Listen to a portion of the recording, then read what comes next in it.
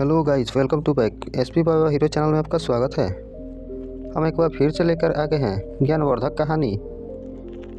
यह कहानी है कर्मों के फल के बारे में। यह एक ज्ञानवर्धक कहानी है। इस कहानी को जानने से पहले हमारे YouTube चैनल को अगर आप सब्सक्राइब नहीं किए हैं तो कृपया करके कर दें, ताकि ऐसे ही ज्ञानवर्धक कहानी आपको मिलती रहे। चलिए फटाफट इस वीडियो को शुरू करते हैं। एक बार एक दुकानदार था। उसका मांस बेचने का कारोबार था। वह लोगों को ताज़ा कटा मांस बेचा करता था। इस तरह वह अपना और अपने परिवार का पालन पोषण करता था। एक दिन उस मांस के व्यापारी की दुकान के आगे से एक संत गुजर रहे थे। उन्होंने उस व्यापारी की दुकान की तरफ देखा तो वह तुरंत वहां गए। उन्होंने व्यापारी से कहा, तुम ये क्या कर रहे हो? तुम पापी हो, ठाकुर से मांस तुलवा रहे हो। उस संत की बात सुनकर दुकानदार की समझ में कुछ नहीं आती है और वह दुकानदार बोलता है, मांस तो मैं तौल रहा हूँ, फिर इसमें ठाकुर कहाँ से आ गया? दुकानदार की इस बात पर संत ने कहा, देखो, तुमने मांस तौलने की वाट की जगह शालिग्राम जी को रखा है। तुम शालिग्राम जी से मांस तौलवा रहे हो। यह बात सुनकर दुकानदार हैरान रह गया कि यह तो मैंने पत्थर समझकर उठा लाया था। मुझे पत्थर ही लगा था। यह शालिग्राम जी हैं। इस बात की समझ मुझ जैसे अज्ञानी को कैसे होगी? उस दुकानदार की आंखों में आंसू बहने लगे और संत के पैर में गिरकर अपना पश्चाताप करने लगा। संत ने कहा, यह शालिग्राम को गंगा से धोकर मंदिर में रख आओ और प्रभु से माफ़ी मांग लेना। संत के जाने के बाद उस दुकानदार ने स्नान करके शालिग्राम जी को गंगा में स्नान करवाया और मंदिर के प्रांगण में रख दिया। खुद भगवान से प्रार्थना करके माफ़ी मांगने लगे, हे प्रभु, मैंने अज्ञानतावश आपसे मांस तुलवा लिया, इसलिए आप मुझे जो सज़ा देंगे मुझे मंजूर होगी। वह दुकानदार यह सोचकर कि वह कितना मूर्ख है कि भगवान से न जाने कितने सालों से मांस तुलवा रखा है और प्रभु कितने दयालु हैं कि उसके घोर अपराध करने के बाद भी उसे वह उसके परिवार के भरण पोषण करते रहे। अपने मन ही मन उसने यह निर्णय लिया कि पूरे उम्र वह प्रभु भक्ति करके अपने पाप से मुक्ति पालेगा। वह दुकानदार अपनी दुकान अपने बेटे को संभालने को कहकर खुद तीर्थों में निकल पड़ा। वह एक वैरागी की भांति देश दूरी भटकता रहा। एक दिन वह भटकते भटकते एक गांव में पहुंचा। वहां रात्रि विश्राम के लिए शरण मांगकर रुक गया।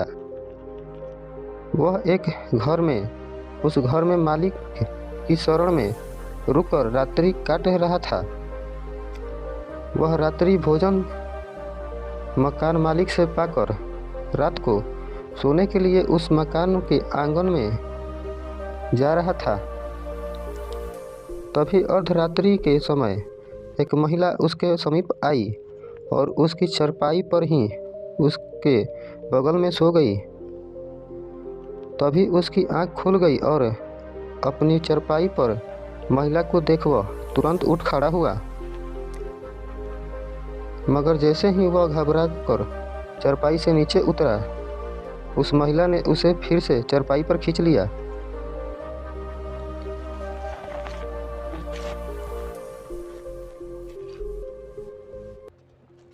वह महिला बदहोश उसके करीब आती जा रही थी। वह महिला वासना की अग्नि में दधक रही थी। यह बस देख उसने महिला से कहा, आप यह क्या कर रही हो? मैं एक त्यागी संत हूँ। तुम इस समय वासना से भरी हो तुम मुझसे दूर हो जाओ, नहीं तो मैं अभी इसी समय इस घर को त्याग दूंगा। महिला ने संत के रूखे शब्दों को सुना, मानो उससे वह तीर की भांति भेद रहे हो। वह लपकती हुई संत को अपने बाहुपाश में समेटकर अपनी मनमानी करने लगी।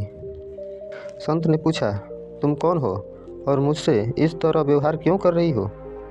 तब वह महिला बोली, तुम जिस घर में ठहरे हो यह मेरा है, मैं इस घर की मालकिन हूँ। वह व्यक्ति जिसने तुम्हें रात्रि विश्राम के लिए शरण दी वह मेरा पति है। तब तो संत बोले, ठीक है, तुम्हारे पति घर में सो रहे हैं, तुम्हें उनके पास जाना चाहिए। तब वह महिला बोली, तुम जब मेरे घर पर शरण के लिए आए थे तब मैंने तुम्हें देखा था। तुम्हारे रूप यौवन की मैं दीवानी हुई जा रही थी।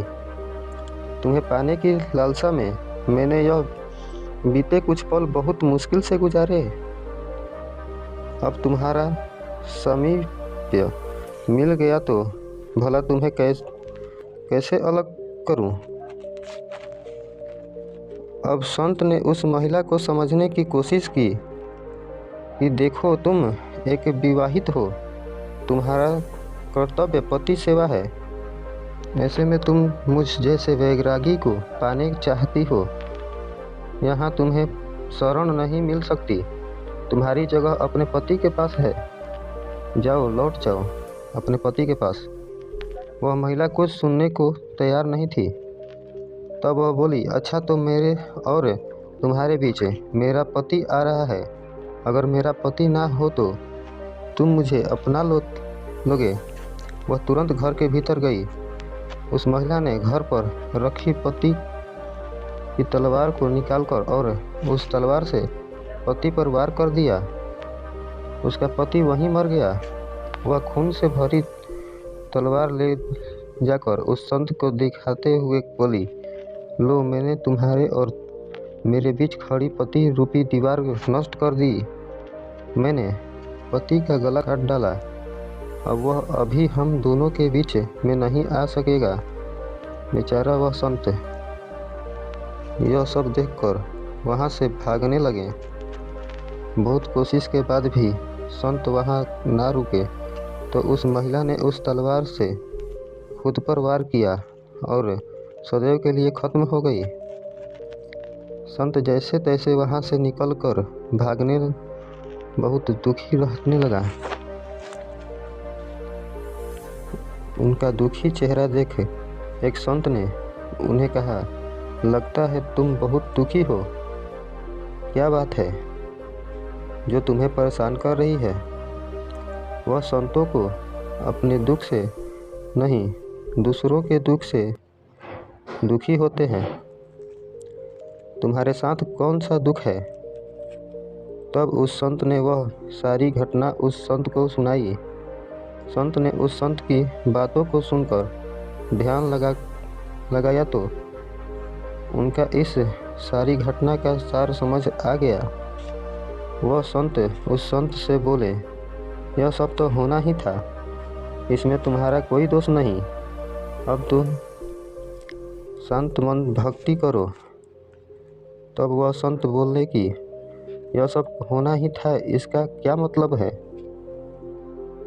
तब वह संत हंसते हुए बोले, तुम मेरे पास बैठो, मैं तुम्हें सब कुछ बताता हूँ। उन संत ने उस संत से कहा, यह सब पिछले जन्म का कर्जा था जो उस महिला ने ले लिया। संत बोले, कैसा बदला? अब संत उन्हें बताने लगे, पूर्व जन्म में तुम प्रभु भक्ति के लिए घर बार छोड़कर सुने स्थान में रहते हुए भक्ति करते थे। एक दिन जब तुम ध्यान मंद होकर प्रभु भक्ति कर रहे थे तब वहाँ से एक गाय भागते हुई आई। तुमने गाय को देखा, चुप रहे। गाय को एक कसाई पकड़ना चाहता था। गाय उस कसाई से बचती हुई भगवती हुई वहाँ आई थी। गाय तुमसे अपने बचाव की उम्मीद से देखने लगी, मगर तुमने भक्तिवश उस पर ध्यान नहीं दिया तो वह डरती हुई कहीं और जाकर अपना बचाव करने चाहती थी। वह वहाँ से चली गई। तभी उसके पीछे पीछे भागता वह कसाई तुम्हारे सामने हाथ में तलवार लिए आया। तुम जिस स्थान पर बैठे थे वह ठीक चौराहे पर बना हुआ था। वहाँ से 4 मार्ग निकलते थे। उस लिए कसाई वहाँ रुका। उसे समझ नहीं आ रहा था कि वह गाय कहाँ गई। चारों तरफ नज़र दौड़ा कर कसाई तुम्हारे पास आया और तुमसे उस गाय के बारे में पूछा कि तुमने किसी गाय को देखा है, यहाँ से भागते हुए देखा है। तुमने उस कसाई की तरफ देखे बिना बंद आंखों से ही उस रास्ते की तरफ हाथ कर दिया जहाँ वह गाय भागकर गई थी।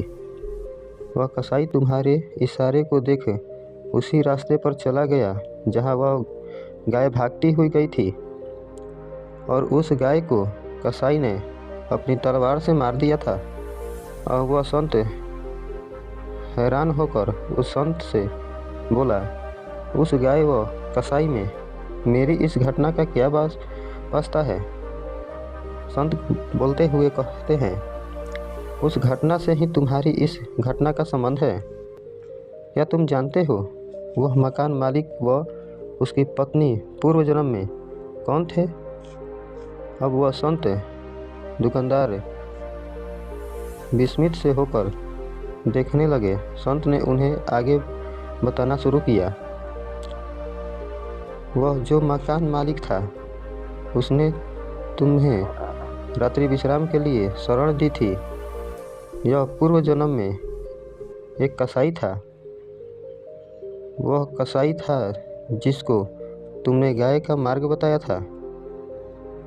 इसी तरह उस मकान मालिक की पत्नी वही गाय थी जिसका उस कसाई ने कत्ल किया था। वह गाय जब शिकारी द्वारा काटी जा रही थी तभी वह मन ही मन तुम दोनों से बैर भाव रख गई। बस बदले की आग में दूसरे जन्म में बदला लेने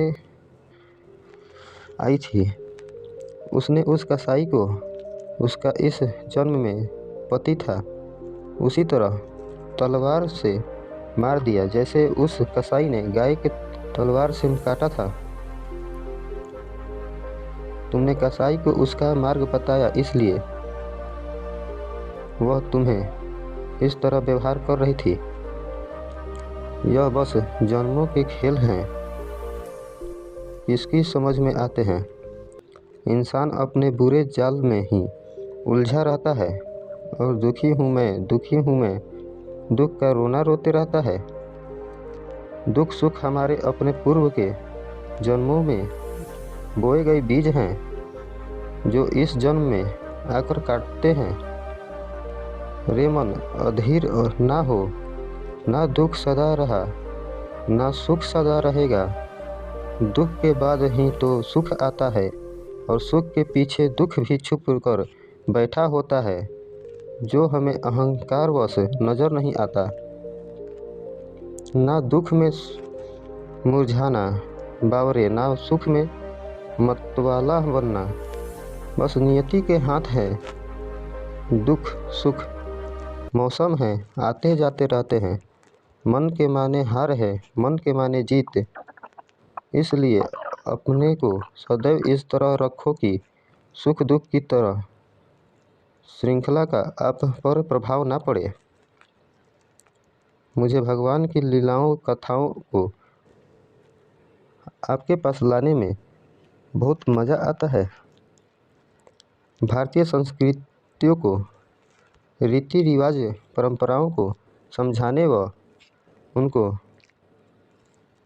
मानना मेरे जीवन का आधार स्तंभ है। मुझे प्रकृति से बहुत लगाव है। प्रकृति ने जो हमें प्रदान किया है उन सुरभय स्थलों का भ्रमण करना, उन्हें जानना बेहद बेहद सुख गवारा लगता है। मैं मानव धर्म से विश्वास करता हूँ कि संसार के सभी प्राणी उस विधाता की देन हैं। सब में प्रेम करना, सबको सुखी और सुख व संतुष्ट देखना चाहता हूँ। मेरी नज़र में कोई बुरा या भला नहीं है। भले बुरे तो इंसान के कर्म होते हैं। भगवान के सभी रूपों को समझना, उसके आदर्श के अनुसार चलना संसद है। मैं यह चाहता हूँ कि मैंने जो ज्ञान अर्जन किया है उसका दूसरों को भी लाभ मिल सके। इसी परोपकार से भगवान से इस YouTube चैनल का निर्माण किया है। मुझे भी नए नए ज्ञान की जानकारी की ज़रूरत पड़ती है। इसके लिए प्रयत्नशील रहता हूँ। जब भी कहीं ज्ञान की बातें मिलती हैं तो मैं आप लोग के साथ शेयर कर देता हूँ। और ऐसे ही ज्ञान की बातों को जानने के लिए हमारे YouTube चैनल को सब्सक्राइब कर बेल आइकन को ऑल पे कर दे, ताकि अगली बार जब हम ज्ञान की बातें को लेकर आए तो सबसे पहले नोटिफिकेशन आपके पास पहुँचे। और लाइक कमेंट करना ना भूलें। जय श्री कृष्ण।